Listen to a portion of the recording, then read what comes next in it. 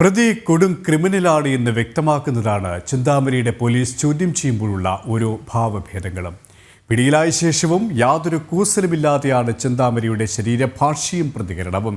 കുറ്റബോധമല്ല, പകരം സന്തോഷമാണുള്ളത് എന്നാണ് പ്രതി പറഞ്ഞത്. കൂടാതെ തനിക്ക് ചോറും ചിക്കനും വേണമെന്നും ചിന്താമര പോലീസിനോട് ആവശ്യപ്പെട്ടു.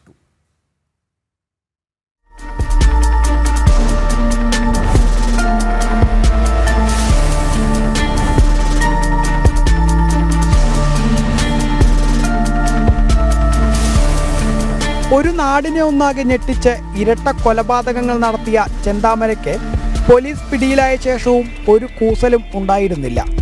നെന്മാറയിൽ വെച്ചും ആലത്തൂരിൽ വെച്ചുമെല്ലാം പോലീസ് പ്രതിയെ ചോദ്യം ചെയ്തപ്പോൾ യാതൊരു ഭാവവ്യത്യാസവുമില്ലാതെയാണ് മറുപടികൾ നൽകിയത്.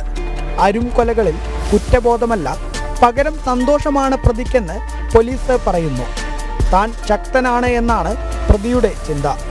എല്ലാ കാര്യത്തിലും നല്ല പ്ലാനിങ് പ്രതിക്ക് ഉണ്ടായിരുന്നു. ഇയാളുടെ നേച്ചർ പറഞ്ഞാൽ ഹി കൺസിഡർ ഹിംസെൽഫ് ഒരു സ്ട്രോങ് ടൈഗർ പോലെയാണ്. He is feeling that he is A tiger. So അങ്ങനെയാണെങ്കിൽ മറ്റാളുകൾക്ക് ഒരു he will be considering as down. ആ ഫീലിംഗ് കൂടിയാണ്. പ്ലാനിങ് നമുക്ക് കുറച്ച് പ്രൈമറി ഇൻവെസ്റ്റിഗേഷനിൽ മനസ്സിലായത് പ്ലാനിങ് ഇയാൾക്ക് നല്ല പ്ലാനിങ് ആണ്.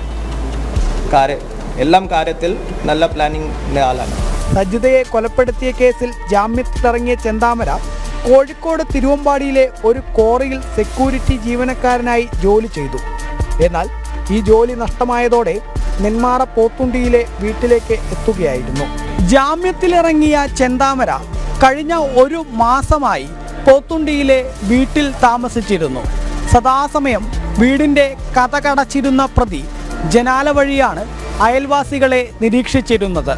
എല്ലാത്തിനോടും എല്ലാവരോടും പകയുള്ള പ്രകൃതമാണ് ചെന്താമരയ്ക്കെന്നും പോലീസ് പറയുന്നു. ഭക്ഷണപ്രിയനായ ചെന്താമര നെന്മാറ പോലീസ് സ്റ്റേഷൻ സെല്ലിലേക്ക് എത്തിച്ചപ്പോൾ ആദ്യം ചോദിച്ചത് ചോറും ചിക്കനും ഉണ്ടോ എന്നാണ്. ജനം, പാലക്കാട്.